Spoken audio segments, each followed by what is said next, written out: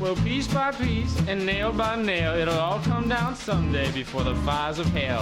Ya han pasado 15 días desde que Miguel Ángel Carmona nos planteó aquello del binomio fantástico. Vamos con nuestra segunda sesión del taller literario del CELART. Hola, Miguel Ángel. Hola, buenos días. ¿Qué pasa? Muy buenas.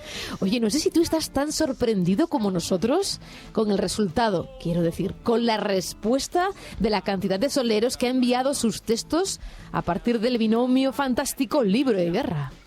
Bueno, sorpresa, sí, hoy precisamente además vamos a hablar de sorpresa y de asombro. Yo creo que la calidad y la cantidad es sorprendente. Sí, ¿verdad? Lo que pasa es que uno siempre tiene que esperar lo mejor. Claro, y tiene que escoger, que es la parte difícil que te toca. En el caso de la semana pasada ya decíamos, uníamos dos palabras que no tienen nada que ver, libro y guerra, para que saltaran chispas y, según parece, hay algunos textos que no es que hagan saltar chispas, es que queman del fuego que sale. Pues sí, la verdad que ha habido propuestas muy interesantes. Hemos seleccionado una concretamente que nos ha parecido pues especialmente original. Quizá no es la propuesta mejor escrita, no es el estilo más cuidado, pero tampoco pedíamos eso, si os acordáis. Pedíamos precisamente que saltara esa chispa, pedíamos disparate, pedíamos imaginación. Y bueno, eso es lo que tiene este texto. ¿Y cuál has elegido, Miguel Ángel? Pues se titula Inesperada injerencia y su autora es María López Bazaga. Después de desarrollar lo que sería el embrión de la historia, el argumento fue tomando vida propia. Mi bolígrafo se deslizaba rabioso cubriendo líneas enteras, vaciando de contenido mis reflexiones iniciales, ridiculizando hasta el absurdo el preciosismo con el que quise dotar a mis personajes. Me asusté. Solté la libreta sobre el escritorio, apagué la luz. A la mañana siguiente me dispuse con energías renovadas a continuar la tarea. ¿Cuál no sería mi sorpresa al entrar de nuevo en el santuario en el que mi inspiración encuentra paz y reposo? Una humareda de polvo rojizo suspendida en el aire, cientos de ripios esparcidos en todas direcciones, un antiguo casco militar abandonado de cualquier forma sobre mi mesa. Me dirigí atónita hacia el pequeño escritorio. El libro estaba sucio y olía a pólvora quemada. Me desplomé sin aliento en la áspera silla. Sostuve el recién inaugurado tomo sobre mi mano derecha. Lo abrí al azar por una página cualquiera. Cautos, silenciosos, vigilantes en medio de la contienda, un grupo de jóvenes soldados había hecho desaparecer a mis personajes sin dejar rastro de ellos. Me mantuve alerta en espera de alguna señal que pudiera esclarecerlo todo, por incoherente que está fuera. Y entonces leí quién estaba al mando de aquellas tropas. Era él, y por la descripción de su mirada, que volvió intuitiva a la mía, comprendí que no iba a ponerme las cosas fáciles. Sus ojos reclamaban que mi punto de vista no podía ser el único que enfocase nuestra historia. Este es el texto de María López Bazaga. Comentario de texto, profesor del taller literario.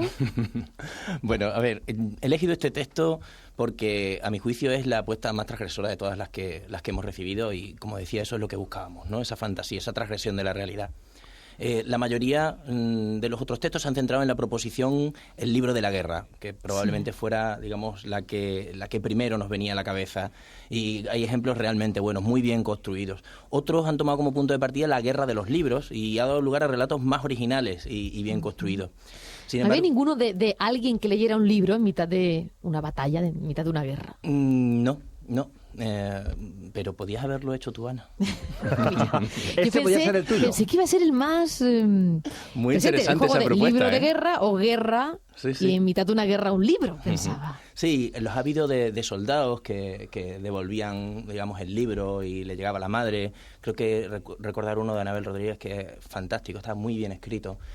Pero la imaginación se ponía ahí al servicio de una trama narrativa más, digamos ya quizá más oída, ¿no?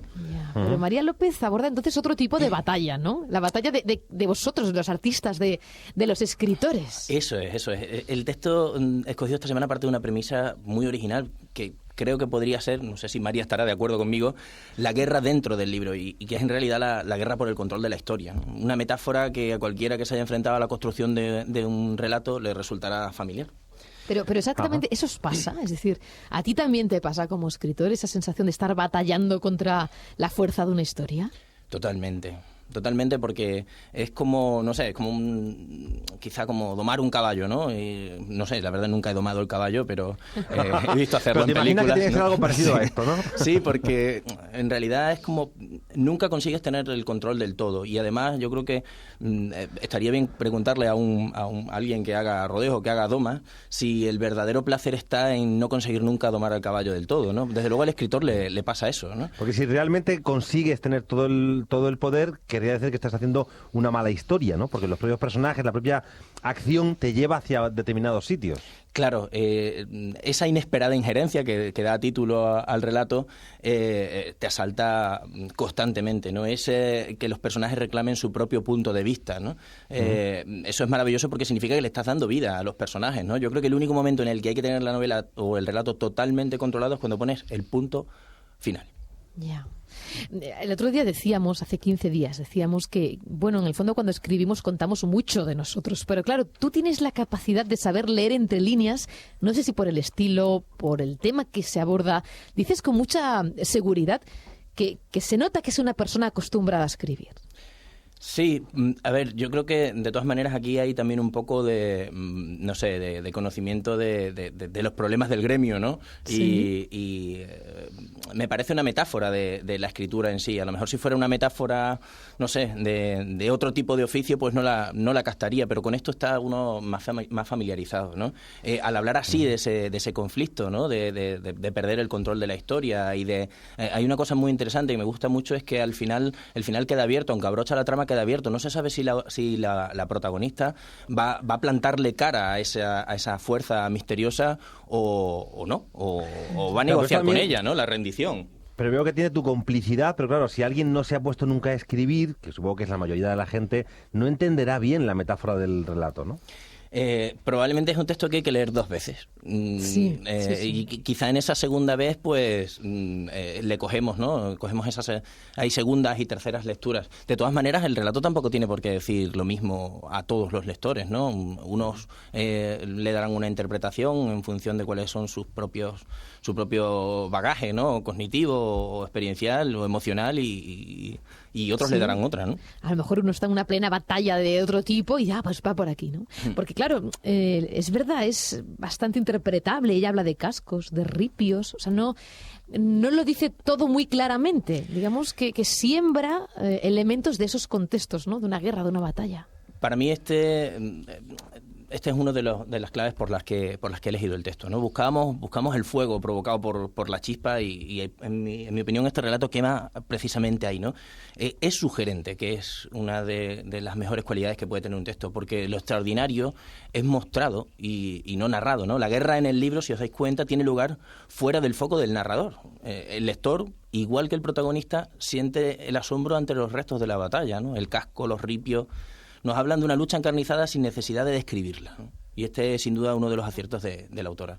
María usa la imaginación para despertar la imaginación de sus lectores, y ese era el objetivo de la sesión del pasado jueves. Bueno, María, enhorabuena y gracias. Enhorabuena. A María y a todas las personas que han participado. Pusimos una fecha tope para recibir textos y pasábamos de esa fecha y seguían llegando, y era una lluvia de textos que nos tenía asombrados, ilusionados. Y pensábamos que eran muchos de los alumnos de Miguel Ángel en el CELART, pero resulta que no, que es mucha de la gente que nos escucha por otros lados, lo cual nos alegró muchísimo también, porque pensábamos, esto te ha puesto deberes, ¿verdad, Ana? Y les ha dicho, venga, a escribir a la radio. Y no ha sido así. A vosotros os ha alegrado, pero yo les voy a tener que apretar las tuercas, ¿eh? Bueno, pues después del binomio fantástico y todas las menciones que hemos hecho estos días a Rodari, vamos con más. Segunda sesión, los selenitas. Tú dirás, Miguel Ángel. Es un recurso muy utilizado en la historia de la literatura y también del cine, es el del viajero extraño. El viajero extraño es un personaje totalmente ajeno al mundo que transita y que presta sus ojos al lector. Y de repente pues observa todo como si fuera la primera vez que lo ve. Hay muchísimos ejemplos, desde clásicos como El asno de oro de Apuleyo, en el que el protagonista se convierte en burro y tiene que transitar por los caminos y por sus pueblos, sufriendo, digamos, las burlas y los escarnios, y como si no fuera realmente quien es, ¿no? a una novela muy famosa de Eduardo Mendoza que se llama Sin noticias de GURB y que después vamos a escuchar un trocito, en la que un marciano vaga por las calles de Barcelona en busca de su compañero y posa sus ojos alucinados en las rutinas de la ciudad. Como si fuera la primera vez, o sea, pones el matiz en esta cuestión. No sé si en el caso de El asno de oro cambia mucho la perspectiva. Es que uno no ve igual el mundo con unos ojos de ser humano que de burro. Claro. En esto que intentas introducir, Miguel Ángel, ¿tenemos también que cambiar la perspectiva? ¿Nos invitas a mirar desde otra altura o a mirar todo como si fuera nuevo? A ver, hay dos formas de hacerlo. Una es sencillamente el viajero extraño porque es nuevo en ese mundo, y otra es porque es un viajero, como en el caso del asno de oro, que representa un papel de algo que ya existía en ese mundo y que por lo tanto el personaje anterior conoce, como era el burro, pero que tiene que verlo todo desde los ojos del burro. Ambos Eso pasa casos... también... sí, perdón. Sí, no, perdona, Antonio. Sí. No, que iba a decir que pasa también en las películas en las que, en esa de cariño encogido a los niños o cariño agrandado a los niños, que Totalmente. salen los niños muy pequeñitos y claro, están en un mundo que conocían, pero que ahora de repente es gigantesco para Claro. ellos, o de repente es diminuto. Claro, el gato de repente es como un Nazgûl del Señor de los Anillos, ¿no? Ajá. Es decir, Claro. hay muchas cuestiones de la rutina que se convierten en un problema, ¿no? En un problema o en algo sobre lo que reflexionar, que al final es hacia dónde vamos. Si os parece, escuchamos el fragmento de Sin noticias de GURB para que nos hagamos una idea. Sí, un poco de lectura en este caso. ¿Lo lees tú, Miguel Ángel? Muy bien. Sí, pues venga. 1:30. Me despierta un ruido tremebundo. Hace millones de años, o más, la Tierra se formó a base de horrorosos cataclismos. Los océanos embravecidos arrasaban las costas, sepultaban islas mientras cordilleras gigantescas se venían abajo y volcanes en erupción engendraban nuevas montañas, seísmos desplazaban continentes. Para recordar este fenómeno, el ayuntamiento envía todas las noches unos aparatos denominados camiones de recogida de basuras, que reproducen bajo las ventanas de los ciudadanos aquel fragor telúrico. Me levanto, hago pis, bebo un vasito de agua y me vuelvo a dormir. Bueno, esto es una de las entradas que el protagonista, el marciano, hace en su diario mientras busca a GURB, que es su compañero ya desaparecido en la primera noche, ¿no? La verdad que la novela es desternillante porque aquí reflexiona, por ejemplo, sobre los camiones de basura, pero reflexiona sobre infinidad de cosas de una ciudad atestada de sucesos y de rutinas como es Barcelona, pero que también podría ser en esta que vivimos nosotros, ¿no? Y que de esa forma lo que hace es utilizar la ironía, la socarronería incluso, para eso, para criticar tantas cosas que pasan en la ciudad, ¿no? Claro, al autor se le permite reflexionar sobre acontecimientos, aspectos que están totalmente interiorizados, ¿no? Como si fueran nuevos para él y provocan en el lector la sorpresa, el humor, la fascinación y sobre todo le invita a reflexionar, a dudar de todo cuanto da por sentado, ¿no? Ya, pero eso es difícil, es decir, que parezca una visión nueva para el lector, siendo en realidad algo que el escritor ya ha visto y vivido muchas veces. Hay que trabajar. Eso es muy complicado, me parece. Hay que trabajar el personaje, ¿no? Por ejemplo, en El mundo de Sofía, una novela que empecé a leer en el instituto y que confieso, ahora que ya la falta prescrito, que no terminé, la protagonista recibe... Pues era muy buena, ¿eh? Sí. Y muy famosa. A mí me gustó mucho. Muy famosa. Yo la leí también en ese tiempo. A mí es que como saqué mucho provecho de las primeras páginas, digo, mira, me quedo aquí. Sí, es verdad, porque en las primeras ¡Qué páginas... excusa tan mala, por Porque favor! luego me va a Es decepcionar la luego. peor excusa que he escuchado en mi vida. Que hay que dosificarlas, estas cosas tan ricas en el mensaje, ¿no? Claro. Entonces, en las primeras páginas la protagonista recibe unas misivas extrañas en su buzón, ¿no? Y una de ellas le dice: lo único que necesitamos para ser buenos filósofos es la capacidad de asombro. A mí aquella frase me impactó mucho, ¿no? Además es una de estas frases que después se han replicado 1000 veces en bocas de otros muchos, ¿no? Pero que parece que el origen está aquí, o si algún oyente considera lo contrario, por favor que nos lo diga, ¿eh? Y así salimos de esta... Eso pasa también con los periodistas y me da a mí que con los escritores. Y de hecho, los periodistas que no tienen, por ejemplo, esa capacidad, creo que son malos periodistas. ¿Y no pensáis que ocurre con todas las profesiones? Es decir, si uno ve muchas veces la misma cosa, acaba por parecerle normal. Pero hay cosas que no son normales. Pienso en los enfermeros, por ejemplo. Ven Claro. de todo, ¿no? Los abogados. En todas las profesiones, la costumbre naturaliza cosas que no son muy... por frecuentes, no son normales. Claro, eso que dices Es muy interesante. Lo que pasa es que hay profesiones, por ejemplo, como esa que me has dicho, un enfermero, o imagínate un forense, ¿no? Que es que realmente no sé si perderla, pero inhibirla, ¿no? Esa capacidad de asombro es un mecanismo de supervivencia, ¿no? Es decir, Pero es curiosa la frase de dejar Ana, de sorprender. por frecuentes no son normales, porque claro, se considera Claro. normalidad la frecuencia, ¿no? Efectivamente. Claro, pero la violencia de género es, por desgracia, bastante frecuente. Claro, Pero fijaos que... no es natural, no es normal que eso se dé, ¿no? Efectivamente, y por eso lo que decía Antonio también es muy interesante. Un periodista, en el mismo sentido que el escritor, no debe perder la capacidad de asombro, pero no porque él a nivel personal o ella no deba perder la capacidad de asombro, sino porque es vocero, es ojos. Entonces, ese asombro le va a permitir contar lo que no es normal, ¿no? Tanto al escritor como al periodista, independientemente de que a él como persona le llegue o no le llegue, ¿no? Y el escritor es un poco filósofo también, ¿no? Claro, el escritor es un filósofo de un mundo inventado, ¿no? Y por tanto necesita mantener intacta su capacidad de asombro, ¿no? Que la rutina, el marketing o la sobreinformación, por ejemplo, tratan de aniquilar, ¿no? Pero no sé si esto en literatura será posible, Miguel Ángel, pero ¿hasta qué punto a una persona, a un profesional, esto le puede pasar cuando por sus ojos han pasado ya ciertas realidades? Puede trasladarlo de una manera ilusionante, casi asombrada, impostarlo si quieres, pero no le va a asombrar porque ya lo conoce.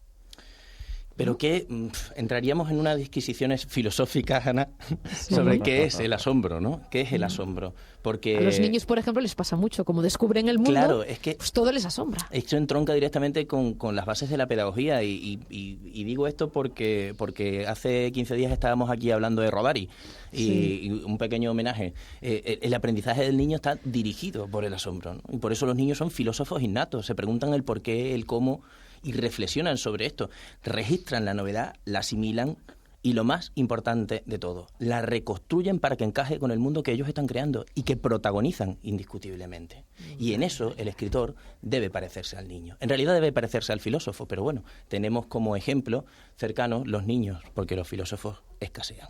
O sea que al final, si te fijas, llevamos 2 semanas, 2 sesiones, 4 semanas en realidad, haremos al siguiente, y en las 2 sesiones nos hablas constantemente de los niños como modelo de aprendizaje. Es decir, nos invitas a sentirnos como niños para poder crear.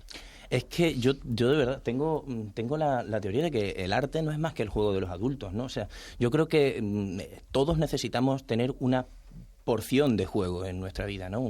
Dedicarle un tiempo al juego. El juego es aquello que se hace por nada. Si os dais cuenta, cuando erais pequeño y os tirabais en el suelo y montabais los clics de Playmobil, por ejemplo, o cualquier otro juego, en ese momento lo estabais haciendo por nada. O sea, no pretendíais conseguir nada con eso. ¿Qué actividad adulta está sometida a esa, o no sometida, a esa ausencia de presión, ¿no? O sea, la no necesidad de alcanzar un objetivo. El arte, ars gratia artis, ¿no? Que decían, el arte es por el arte es aquello que se hace por nada. Y... No, lo que estaba pensando en esto del asombro es que hay muchos escritores, quizás los escritores malos, que piensan que para asombrar tienes que hacer historias de monstruos, de extraterrestres, de sitios muy lejanos, ¿no? Y claro, no siempre tiene que ser así. Efectivamente, el único fundamento de esa creencia de que todo lo fantástico y lo maravilloso ocurre a miles de kilómetros de donde estamos nosotros radica en que estamos habituados a lo que ocurre a nuestro alrededor. Es decir, un japonés probablemente le parezca de lo más exótico la el vida. Ramplas, por ejemplo. Por ejemplo. Que han venido a grabarlo. Claro. Y a nosotros a lo mejor no nos asombra y buscamos cosas que vemos por primera vez para ser capaces de trasladarlas con ese asombro, ¿no? Con esa expectación. ¿Y cómo luchamos contra eso, Miguel Ángel? Pues ya lo habéis dicho y lo hemos dicho, mirando alrededor y viendo las cosas por primera vez. Parece difícil, pero Sí. ¿y si asumimos el rol de uno de esos viajeros extraños? ¿Y si por unos momentos nos convertimos en selenitas, esos míticos e hipotéticos habitantes de la Luna?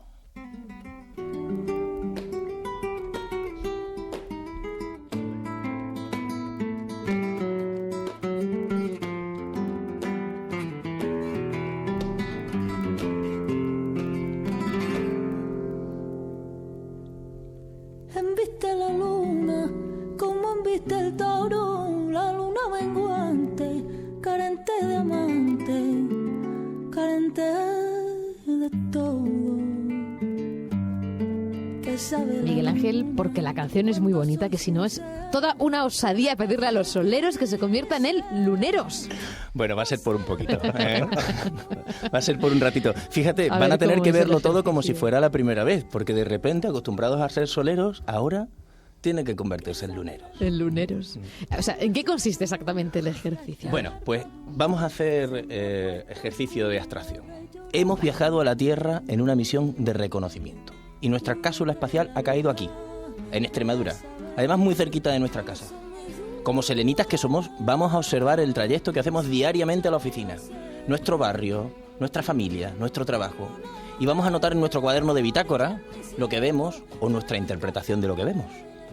Y después vamos a construir un relato en primera persona, en el que ese habitante lunar describe lo que ve. La mujer que recoge, o no, la caca del perro, si es que sabemos lo que es un perro, el vendedor de cupones que vocifera, el tráfico, los ríos de gente que caminan juntos sin hablarse. Pero siempre partiendo del escaso conocimiento que tiene este personaje de la civilización terráquea y sobre todo con su capacidad de asombro intacta y a flor de piel. O sea, una especie de Sin Noticias de GUR, pero adaptado a nuestro entorno. Efectivamente. Vale. Lo que me hace hacer lo de los ríos de gente que camina sin hablarse. Tú no trabajas en Mérida, ¿no? Imaginémosla. Vale, o sea que tenemos que hacer como que olvidamos todo lo que hemos vivido. Esto pasa un poco cuando contamos algo que para nosotros es muy cotidiano a alguien de otros contextos distintos. Y nos ponemos a narrar, a repensar lo que hacemos cada día o los lugares en los que vamos, de repente notamos que la cara del otro cambia un poco. Si nos va, aquí hay asombro y yo no sé muy bien por qué, a lo mejor por eso, porque lo repito cada día, ¿no? Claro, es que ¿Es esto lo que tú nos pides? Escribir primero, recreando, o sea, detallando qué hacemos y después ponérselo en boca a un extraterrestre, Claro, a un selenita. José Luis San Pedro en su libro de Escribir es Vivir proponía una técnica que él hacía todas las mañanas antes de entrar en el banco, ¿no? Porque trabajaba en un banco. Entonces él se sentaba en un banquito, en un banco de otro tipo, se sentaba en un banco de un parque. En un y banco de hacía- sentarse antes de entrar al banco del dinero. Exacto. Y entonces allí en ese parque hacía la esponja.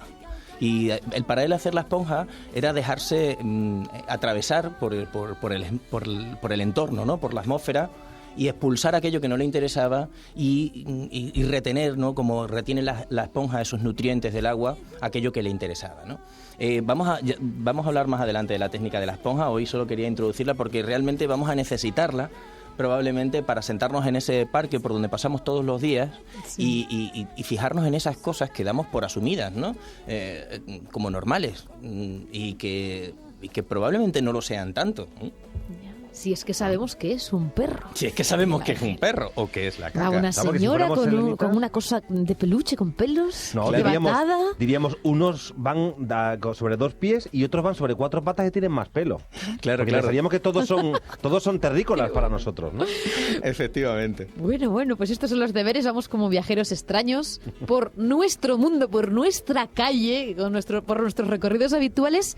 ¿Y cuánto tiempo tenemos, Miguel Ángel, para enviarte los textos? Bueno, pues vamos a dar un poquito más, visto que hay interés, hay éxito en la llegada de textos y que bueno, vamos a dar hasta el sábado, si os parece bien, ¿de acuerdo? Sábado, Hasta el que si no me equivoco es día Sábado 1. 1, exactamente. Y La al próxima igual- sesión nuestra será el jueves 6 de febrero. Vale, tenemos hasta el Jueves 6 de lunes, febrero. no, hasta el sábado, sábado día 1 uno. de febrero. Ujú. Vale, El sábado para enviarte 1. los textos. ¿Qué extensión? ¿La misma extensión que hasta ahora? Sí, al igual que en la pasada edición, pedimos textos de 250 palabras como máximo y que podrán ser enviados a elsol@canalextremadura.es, incluyendo en el cuerpo del mensaje datos personales y de contacto. Claro que sí que nos gustará, así como nos gustará saber, por ejemplo, qué opinan los autores de los textos que comentas de lo que vamos diciendo de ellos, Sí, que por también favor. esto puede ser bonito. O a lo mejor que te hagan consultas, porque cuando uno se pone frente al folio en blanco, Miguel Ángel, surgen dudas, ¿eh? Desde luego. Y además se agradece el tener a alguien con quien compartirla, incluso aunque no te conteste, pero por lo menos poder compartir todas esos quebraderos de cabeza que provoca. Entonces nuestros soleros pueden enviarnos, además de los textos, las dudas que tengan a modo de consultorio. Por mí encantado. Yo trataré en la medida de lo posible de responderlas. Pueden surgir dudas sobre la idea, sobre el tránsito de la idea al argumento, hábitos de escritura, planificación, diálogos. Hay muchísimas muchísimas cosas sobre las que preguntar. Yo pongo lo poco que sé a disposición de los soleros. Ay, qué bien, pues Pongo muchas gracias. Lo hallado, como decía Silvio Rodríguez, ¿no? Esperamos las consultas y los textos, ya saben, hasta el día 1 de febrero en El Sol, @canalextremadura.es. Un poquito después, ese mismo jueves, el mundo nos va a parecer un lugar raro, raro, raro, Miguel Ángel. Sí. Muchísimas gracias. Miguel Ángel, un abrazo. Muchísimas gracias a vosotros. Un abrazo. De paso sonajero, la luna lunera no brilla en mi cielo, ya no hay cascabel. Perdóname, luna, perdóname. Vale. ¿Te estás haciendo bailar?